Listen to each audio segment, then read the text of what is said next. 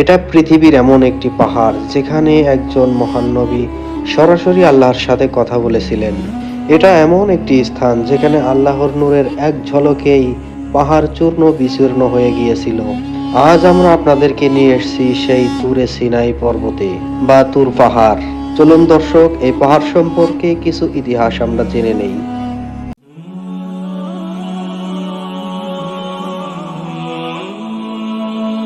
আসসালামু আলাইকুম দর্শক, আজকে আপনাদেরকে দেখাচ্ছি এই ভিডিওতে মিশরের সেই সিনাই উপদ্বীপে অবস্থিত তুর পাহাড়, যা জাবালে মুসা নামেও পরিচিত। মুসলমান, খ্রিস্টান ও ইহুদিদের কাছে এটি অত্যন্ত গুরুত্বপূর্ণ একটি স্থান। বিশ্বাস করা হয় এখানেই নবী মুসা আলাইহিস সালাম আল্লাহর পক্ষ থেকে তাওরাত লাভ করেছিলেন। হাজার হাজার বছর আগে এই পাহাড়ের নির্জন পরিবেশে ঘটেছিল এমন কিছু ঘটনা যা আজও মানুষকে অবাক করে তোলে। ফেরাউনের অত্যাচার থেকে বনি ইসরায়েলকে মুক্ত করার পর নবী মুসা আলাইহিস সালাম তাদের নিয়ে মিশর ত্যাগ করেন। আল্লাহর নির্দেশে তিনি তুর পাহাড়ে আসেন এবং এখানে তিনি 40 দিন রাত ইবাদত করেন ও ধ্যান করেন। এই সময়ে তিনি দুনিয়ার সব ব্যস্ততা থেকে নিজেকে দূরে রাখেন এবং একমাত্র আল্লাহর ইবাদতে নিজেকে নিয়োজিত করেছিলেন।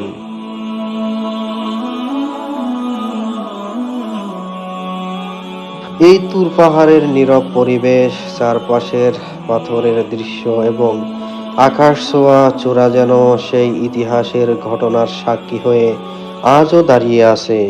এবং সকালবেলা যখন সূর্যের আলো পাহাড়ের গায়ে পড়ে, তখন পুরো পাহাড়টি সোনালী রঙে ঝলমল করতে থাকে। আর সেই দৃশ্যগুলো দেখতে অপরূপ লাগে। আর এই অপরূপ দৃশ্য এবং এই নিদর্শনীয় জায়গা দেখতে বিভিন্ন দেশ থেকে মানুষ এখানে আসে। পবিত্র কোরআনে উল্লেখ রয়েছে যে মুসা আলাইহিস সালাম আল্লাহর সাথে সরাসরি কথা বলেছেন। এই কারণে মুসা আলাইহিস সালামকে কালিমাতুল্লাহ বলা হয়, যার অর্থ তিনি আল্লাহর সাথে কথা বলেছেন।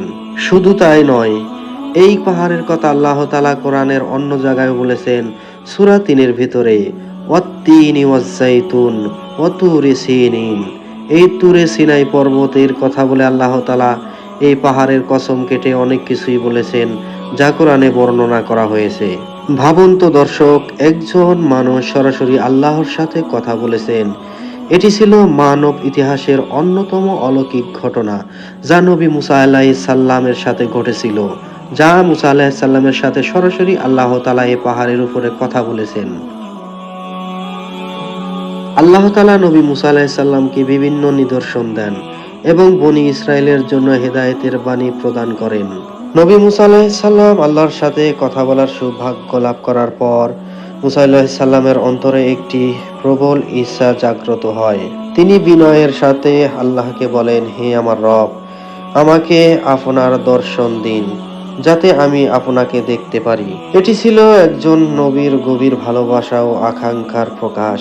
তখন তিনি জানিয়ে দেন যে পৃথিবীতে কোনো মানুষ আমার মহিমা বা আমাকে দেখতে পারবে না বা আমাকে দেখা সম্ভব না।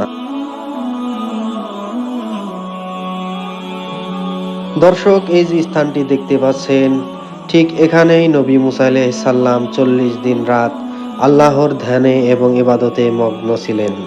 ঠিক এই পাহাড়ের উপরের যে গুহাটি দেখতে পাচ্ছেন, এখানেই নবী মুসা আলাইহিস সালাম যখন আল্লাহকে দেখার বাইনা আরো চালিয়ে যান, তখন আল্লাহ মুসা আলাইহিস সালামকে বলেন, তুমি এই পাহাড়ের দিকে তাকাও, যদি পাহাড়টি স্থির থাকে তাহলে তুমি আমাকে দেখতে পারবে।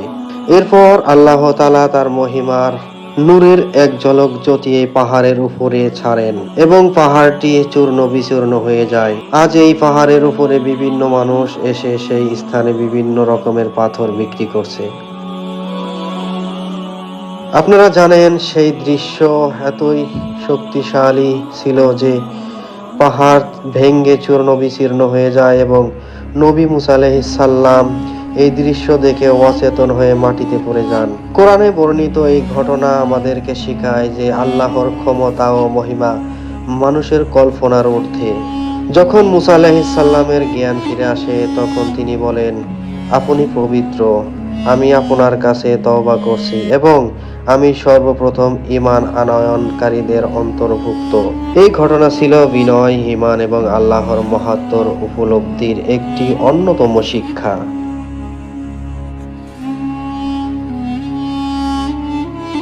আর তুর পাহাড়েই আল্লাহ তাআলা মুসা নবী আলাইহিস সালামকে তাওরাত প্রদান করেছিলেন। আর সেই কিতাবেই ছিল বনী ইসরাইলদের জন্য জীবন পরিচালনার নির্দেশনা। পাহাড়ের এই অঞ্চল তাই শুধু একটি ভৌগোলিক স্থান নয়, এটি একটি ঐতিহাসিক ও শিক্ষণীয় কেন্দ্র হিসাবে বলা চলে।